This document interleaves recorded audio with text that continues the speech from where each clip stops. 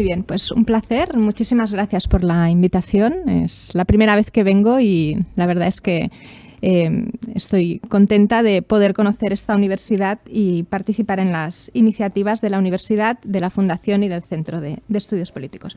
A mí me han pedido que haga una intervención en relación al sistema y los sistemas de partidos en España, porque obviamente en la intervención que me ha precedido ya se ha hecho referencia, ¿no? No podemos entender cómo funciona el conjunto del sistema político español sin tener en cuenta lo que pasa en sus distintas piezas territoriales. Me gustaría la intervención la voy a intentar ordenarla en 3 grandes bloques. Por un lado, una breve introducción respecto de las características del sistema de partidos en España y cómo una de estas características es precisamente su dimensión multinivel. Una segunda parte de la intervención relativa a cómo ha evolucionado sobre todo el sistema de partidos en España a partir de las distintas aproximaciones al estudio del sistema de partidos. Y por último, me gustaría dedicar una parte a ver cómo el cambio que ha experimentado el sistema de partidos, la apertura que ha experimentado el sistema de partidos, puede o está afectando a la gobernabilidad y sobre todo situarlo mucho en clave prospectiva, ya que en pocas semanas vamos a tener elecciones y vamos a tener un claro ejemplo de cómo las distintas arenas, y en este caso muy específicamente por la escasa distancia temporal que hay entre las elecciones generales y las elecciones autonómicas en 13 parlamentos, va a tener, ¿no? Vamos a ver muy bien todos estos fenómenos de interrelación que existen. A partir de aquí, ¿qué es un sistema de partidos, ¿no? ¿Qué entendemos por sistema de partidos? Sé que aquí hay muchos que sois del ámbito jurídico y a lo mejor no estáis familiarizados con el concepto tal como lo utilizamos los politólogos. Un sistema de partidos son el tipo de relaciones, de interacciones que se establecen, antes habéis hablado, ¿no? Hablabais de los partidos en el Parlamento, entre los distintos partidos políticos, relaciones que pueden ser de cooperación o que pueden ser de oposición, que normalmente se mantienen a lo largo del tiempo, es decir, crean una serie de rutinas y que se trasladan, dan lugar a distintas formas de relaciones y de gobierno. Entonces, para entender un sistema de partidos hemos de mirar sus piezas, pero sobre todo hemos de mirar cuál es el peso y cuál es la relevancia que tiene cada una de las piezas, ¿no? En el estudio de los sistemas de partidos, lo primero, y esto lo vemos también muy a menudo, ¿no? En la prensa, lo más importante que se miran es cuántos partidos hay, ¿no? Entonces hablamos de si es un sistema bipartidista, si es multipartidista, pero lo que es relevante no es cuántos partidos hay, sino cuántos partidos cuentan en el sistema. Y para entender cuáles son los partidos que cuentan en el sistema, lo que tenemos en cuenta no solo ya es su peso electoral, ni tan siquiera su peso parlamentario, sino lo que, tomando una terminología clásica de Sartori, son los partidos que tienen potencial de coalición, es decir, que son susceptibles de hacer acuerdos, de llegar a acuerdos con otros partidos. Puede haber un partido muy grande con el que nadie quiera pactar, por tanto no va a tener potencial de coalición. Y puede haber un partido muy pequeño, pero que sea atractivo como potencial socio. De modo que aquí ya vemos que lo que se denominaba el criterio numérico estricto se nos queda reducido. No todos los partidos con presencia en el Parlamento tienen un peso para determinar el tipo de relaciones que se dan, ¿no? Y configurar el sistema de partidos. A partir de estos criterios fundamentales, ¿cómo se articula el sistema de partidos en España? ¿Cómo son las relaciones de amistad o de oposición que existen entre los distintos partidos? Estas relaciones las vemos a través de lo que denominamos o de la posición que ocupan los distintos partidos en las dimensiones principales de conflicto que existen en la política española, ¿no? Lo que los politólogos también denominamos los cleavage, ¿no? Las fracturas políticas. Las dos principales fracturas políticas que existen en el sistema político español son la dimensión social, si queremos la fractura izquierda-derecha, que no es propiamente un cleavage, y luego la dimensión territorial.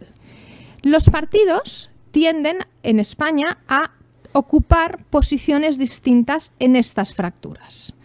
Aunque hasta hace muy poco, y aquí veremos si hay uno de los elementos de cambio, ¿no? Ya al final lo plantearé, como en España, sobre todo en el ámbito nacional, ha habido un gran predominio de una de las fracturas, ¿no? La competencia política se ha articulado sobre todo en base a la fractura izquierda-derecha.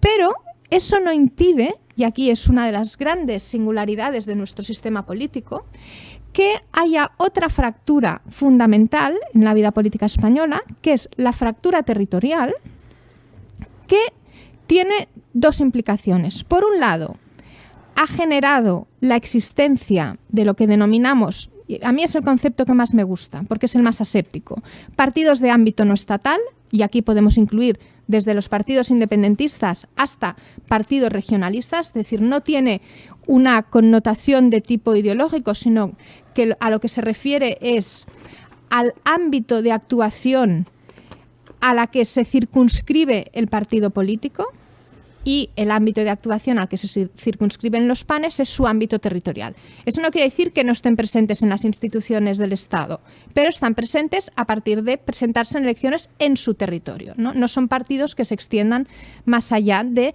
unas fronteras claramente delimitadas. E insisto, y aquí encontramos una gran gama de partidos. Pero esta dimensión territorial existe, se manifiesta a través de la existencia de partidos de ámbito no estatal, que es casi una característica fundacional del propio sistema liberal democrático en España. Pensemos que los primeros partidos de ámbito no estatal ya están presentes en la Restauración, es decir, a diferencia de otros sistemas políticos que han visto cómo surgían este tipo de partidos como consecuencia de procesos de descentralización, en España lo que vemos es que los procesos de descentralización surgen como consecuencia de la existencia de esta fractura política que genera un alineamiento, es decir, genera un partido político y una traslación electoral. Pues bien, partidos y una descentralización política que surge como consecuencia de la presión de algunos de estos partidos, principalmente los partidos catalanes, luego se extenderán a los partidos vascos, y esto dará lugar a un sistema de descentralización política que, si bien no podemos decir que genere una inflación de partidos regionalistas, porque la mayor parte de ellos ya tenía una cierta base, sí que es cierto que a medida que el Estado autonómico se ha ido institucionalizando, ha favorecido también el crecimiento de partidos regionalistas, nacionalistas, de partido de ámbito no estatal, la mayor parte de tipo regionalista, en casi todas las comunidades autónomas. Prácticamente todas las comunidades autónomas, a excepción de Murcia, Madrid y Castilla-La Mancha, todas han tenido o bien de manera continuada o bien de manera discontinua partidos de ámbito no estatal presentes en sus parlamentos, ¿no? Las asimetrías o el poder de estos partidos es lo que distingue a las comunidades autónomas, pero la gran singularidad del caso español es que no solamente existe uno o dos partidos de ámbito no estatal, sino es que hay una gran peso de los partidos de ámbito no estatal, tanto en el Congreso como en los distintos parlamentos regionales. A partir de estas dos fracturas se configura en España un espacio de competencia bidimensional en el que los partidos pueden, hasta ahora, insisto, todo esto nos servía muy bien para explicar cómo ha funcionado el sistema político hasta ahora, ¿no? Este sistema, estas fracturas y la posición que ocupaban los partidos, nos permitía hasta cierto punto tener un sistema político en el que eran posibles acuerdos diversos, ¿no? La existencia de las fracturas entrecruzadas y no superpuestas, en el fondo lo que favorecían eran acuerdos. Porque si bien un partido podía estar muy distanciado de otro en uno de los ejes de conflicto, podía estar cerca en otro de los ejes de conflicto. Y esto lo que favorecía era la resolución más o menos pacífica de los conflictos y sobre todo tendía a favorecer la cooperación entre los distintos actores políticos. Obviamente, el hecho de que hayan existido estas fracturas y que estén sobre todo presentes en algunos territorios ha generado la existencia de distintos tipos de comunidades autónomas con presencia y relevancia de partidos distinta. Y aquí destacamos básicamente distinguiríamos básicamente tres grandes categorías de comunidades autónomas. Por un lado, aquellas comunidades como Cataluña o el País Vasco, que son las principales, que siempre han tenido partidos de ámbito no estatal muy fuertes y siempre, casi siempre, no siempre, pero casi siempre estos partidos han estado en el gobierno y además han sido los partidos que más panes han aportado al conjunto de España, a las Cortes, y que han establecido unas relaciones normalmente de cooperación, tradicionalmente de cooperación, en el ámbito estatal. Son partidos que en muchos casos gobiernan sus comunidades autónomas y están dispuestos a cooperar en la gobernabilidad. De momento, hasta ahora, nunca a integrarse en el gobierno central, a pesar de que, y esto se ha repetido reiteradamente, ¿no? En las ofertas que ha habido siempre, había habido desde UCD en 1979 hasta Felipe González en el 93 y José María Aznar en el 96, a Convergencia y Unió para que se integrase en el gobierno, y Convergencia y Unió, como su ámbito prioritario de actuación era Cataluña, siempre había rechazado. Esta es una de las interpretaciones. La otra era que Pujol no quería ceder protagonismo ante un ministro y, por tanto, la negativa vendría más en clave organizativa interna. Pero ese es otro asunto. Por otro lado, después de estas comunidades encontramos otras en las que también ha habido siempre partidos de ámbito, o casi siempre, partidos de ámbito no estatal relevantes, incluso en el gobierno, como el caso de Canarias, más adelante Cantabria, y que por su dimensión también acaban teniendo presencia en algunos casos en las Cortes, pero su peso cuantitativo es menor, pero establecen relaciones también de cooperación con los partidos en el gobierno. Luego encontramos una serie de comunidades autónomas en las que la presencia de los partidos de ámbito no estatal es mucho más discontinua, es decir, en los parlamentos autonómicos ha habido presencia de partidos de ámbito no estatal, pero de manera discontinua, y además esta discontinuidad también ha afectado a la presencia de estos partidos en las Cortes Generales. El caso, por ejemplo, hasta hace poco de la Comunidad Valenciana, o el caso gallego, el caso aragonés, en los que la fractura existe, pero esta fractura genera representación política de manera discontinua. Y por último, como os decía, encontramos estas comunidades autónomas en las que son más bien la excepción que la norma, en las que nunca ha existido una representación. No quiere decir que no haya partidos de ámbito no estatal.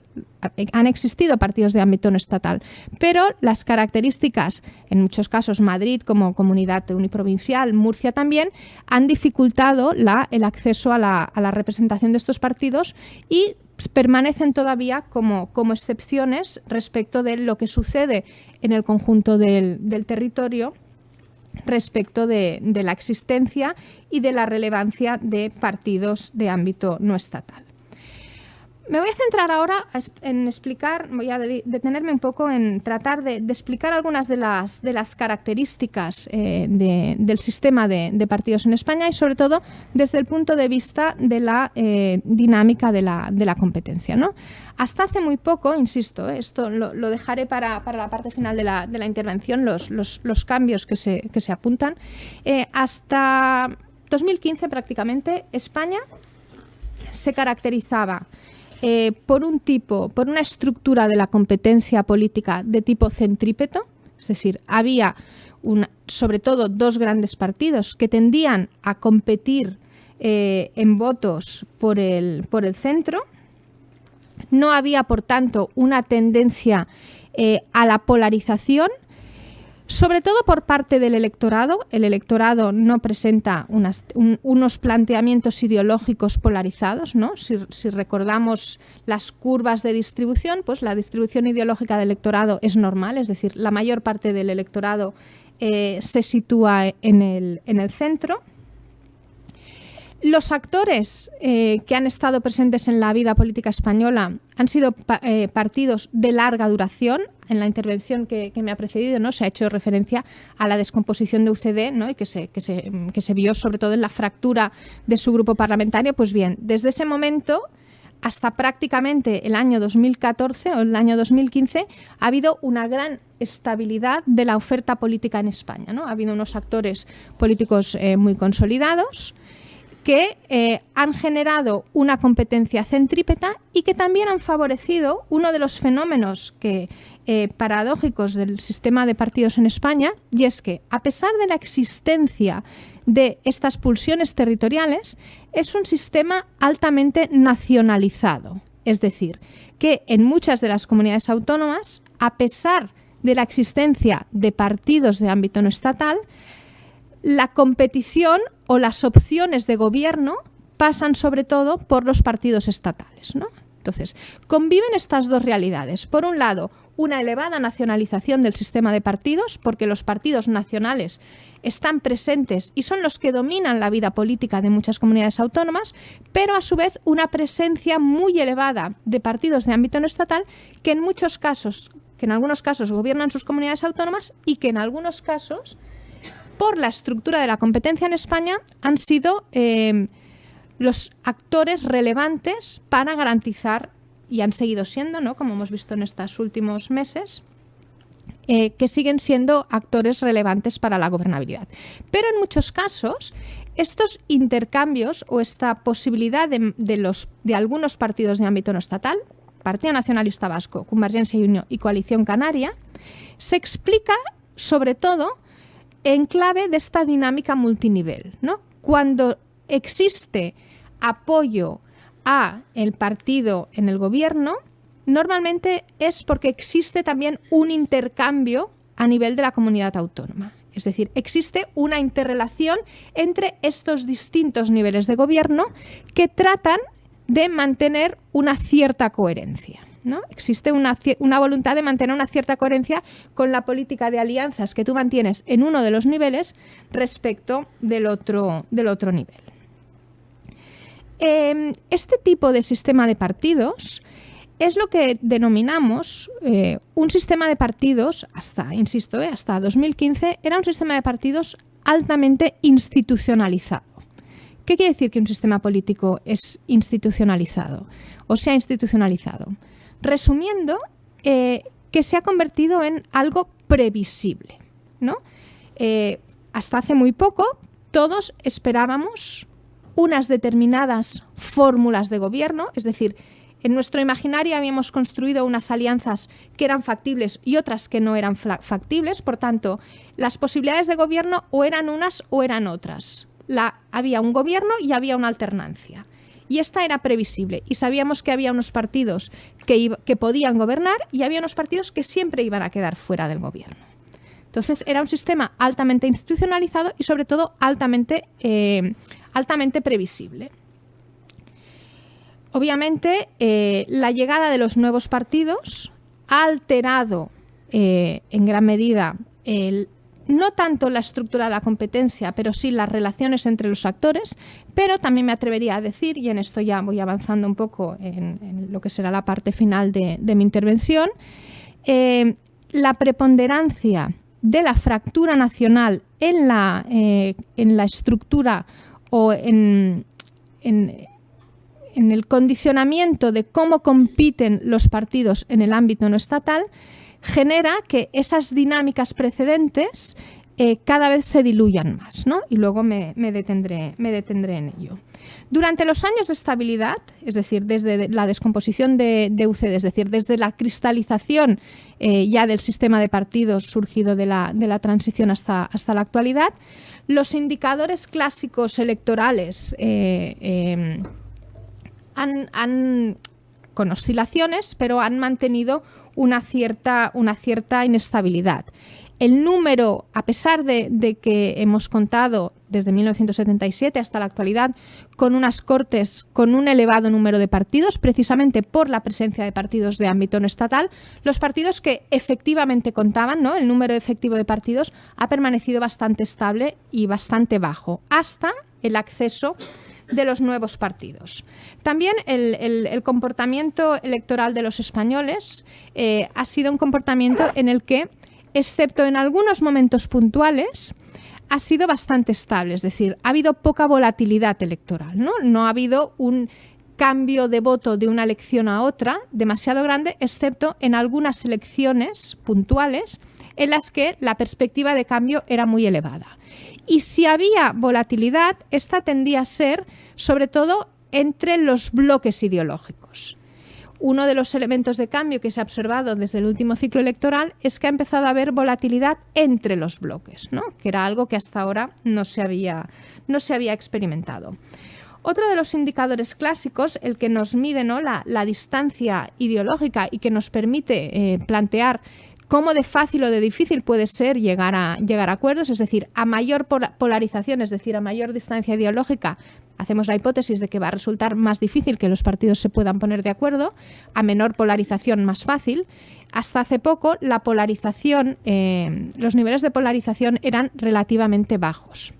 Todo esto empieza a cambiar ya con las elecciones de 2015 y 2016. Se empieza a ver que la polarización no tanto, fijémonos, no tanto respecto de de dónde están ubicados los ciudadanos, pero sí respecto de dónde los ciudadanos sitúan a los partidos, y esto es un elemento a tener muy en cuenta, es decir, puede ser que los ciudadanos no se perciban a sí mismos, no hayan cambiado de posición, pero en cambio perciban que los partidos lo han hecho, ¿no? Entonces, cuando miramos cuál es la percepción que tienen, dónde sitúan los ciudadanos a los partidos, vemos que ahora los sitúan en posiciones más extremas, es decir, que percibe el propio ciudadano que los partidos tienen posiciones más alejadas, y esto pues obviamente tiene consecuencias respecto de las posibles acuerdos que puedan llegar entre ellos.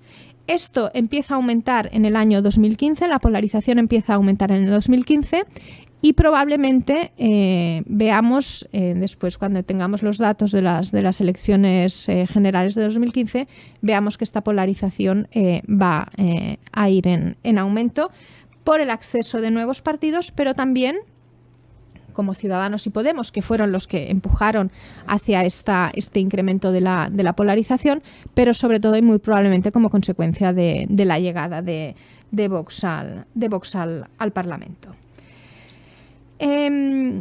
Por lo tanto, estas características del sistema de partidos, ¿no?, bajo un número de efectivos de partidos relativamente bajo, escasa polarización ideológica, tendencia o tipo de competencia de naturaleza centrípeta y escasa volatilidad, han sido a grandes rasgos las características fundamentales del sistema de partidos a nivel nacional, y también como consecuencia de esta tendencia a la nacionalización del sistema de partidos, también ha sido algo que ha afectado a las comunidades autónomas que no tienen sistemas de partidos específicos, ¿no? Porque este es el otro elemento que hemos de tener en cuenta. La nacionalización del sistema de partidos es compatible con el hecho de que haya unas cuantas comunidades autónomas en los que la presencia de los PANE genere una dinámica de competencia muy distinta a la que existe en el resto de comunidades.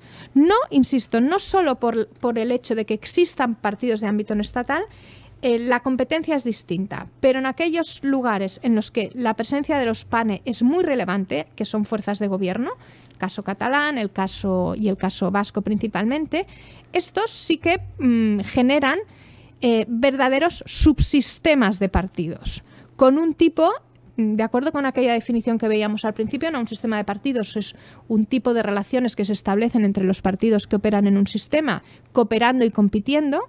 En el caso del País Vasco y en el caso catalán muy específicamente, luego se ha ido extendiendo a otros territorios, existen reglas específicas, relaciones específicas entre los partidos, ¿no? Y de ello se deriva también la existencia de gobiernos, en muchos casos, con la presencia de partidos nacionalistas. Y con esto acabo porque creo que me quedan 5 minutos, ¿verdad? ¿Ahora qué, no? ¿O qué podemos esperar a partir de ahora? En 2015 vimos un cambio por la entrada de nuevos partidos y esto incrementó la polarización, sobre todo en la dimensión izquierda-derecha. Pero a lo largo de esta legislatura, no solamente hemos asistido, de la pasada legislatura, no solamente hemos asistido a la aparición o a la emergencia de nuevos actores políticos relevantes en el sistema político español, que desde un determinado punto de vista podemos decir que no han alterado el sistema de partidos. Aquí habría dos visiones contrapuestas, ¿no? Aquellos que miran los sistemas de partidos como unos elementos dinámicos y que sobre todo miran como consecuencia o interpretan los sistemas de partidos en base a los indicadores electorales, dirán que ha habido cambio. Pero hay otra escuela, ¿no?, que recoge más la herencia de Peter Mayer, ¿no?, que dice que puede haber mucho cambio electoral, pero que si esto en el fondo no afecta a la fórmula de gobierno, el sistema de partidos no ha cambiado tanto, ¿no? Si lo vemos desde la perspectiva del análisis electoral, diremos que el sistema de partidos ha cambiado mucho, pero en cambio si lo vemos desde la perspectiva de cómo es el gobierno que ha emanado de esas elecciones, veremos que no ha habido tanto cambio, ¿no? Tanto el gobierno de Mariano Rajoy como el gobierno de Pedro Sánchez han sido gobiernos previsibles, ¿no? O gobernaba el PSOE o gobernaba el PP, es decir, de acuerdo con el mismo modelo que teníamos antes, y además han seguido siendo gobiernos minoritarios, que era algo muy apoyados por ¿quiénes? Pues en este caso, en un caso por los partidos periféricos y en otro caso apoyado por otro de los grandes partidos, que esto sí que sería una novedad, ¿no? En estas nuevas elecciones es posible que vayamos por fin, como antes alguien también se comentaba, ¿no?, a la constitución de un gobierno de coalición en España, ¿no?, que sería ya el último escalón. Los gobiernos de coalición son muy habituales en las comunidades autónomas y son muy habituales en el mundo local, pero falta el nivel estatal. ¿Cuál es la novedad de cara a este ciclo electoral desde mi punto de vista? La novedad es que se introduce en clave específicamente española la fractura territorial, ¿no? El conflicto territorial es uno de los elementos fundamentales sobre los cuales se articula la competencia política. De hecho, la propia emergencia de Vox, y esta es mi interpretación, ¿no?, es un resultado de la evolución del conflicto territorial, no la aparición de Vox. La aparición de Vox responde a unas cuestiones internas del Partido Popular. Hay un sector descontento por la corrupción y por la gestión también de algunos asuntos, no tanto con la cuestión territorial, pero sí con la gestión del terrorismo. Emerge Vox, pero cuando Vox empieza a crecer a partir de la crisis catalana, ¿no? Es muy significativo cómo Vox pasa de 3.000 miembros desde su nacimiento prácticamente hasta verano de 2017, y a partir de 2017 Vox empieza a crecer en número de miembros, ¿no? ¿Como consecuencia de qué? Como consecuencia de la amenaza, de la percepción por parte de una serie de individuos de que la integridad territorial se encuentra en peligro. Por tanto, esta fractura, que es muy importante en el ámbito de competición de algunas comunidades autónomas, se ha trasladado a el espacio nacional. Si me permitís, y muy rápidamente, para mí, mi interpretación es que esto es una consecuencia o la derivada necesaria de lo que en Cataluña algunos hemos considerado que se ha producido, que es una competencia, de acuerdo con las tesis de Rabuska y Phelps, de la sobrepuja nacional en territorios étnicos, que genera apuestas cada vez más elevadas.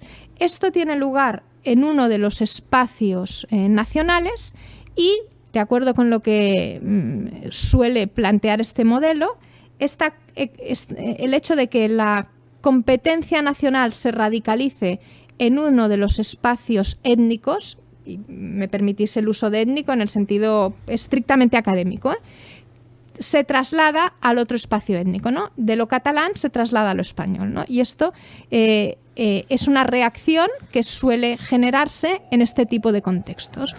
¿Cómo puede afectar esto al sistema político español o al sistema de partidos español? No hace falta ir muy lejos. Ha afectado con la disolución anticipada de las Cortes, porque los partidos nacionalistas catalanes, habitualmente cooperativos, por culpa del conflicto territorial, han decidido no cooperar. Así pues, la existencia de unas fracturas superpuestas que antes permitían la gobernabilidad pueden dar lugar, en el momento en el que la fractura nacional adquiere mayor preponderancia y se nacionaliza, puede dar como resultado un sistema mucho más polarizado y mucho más ingobernable. Con esto acabo y así dejo pie a las preguntas que se puedan formular. Muchísimas gracias, profesora Barrio. Muchas gracias.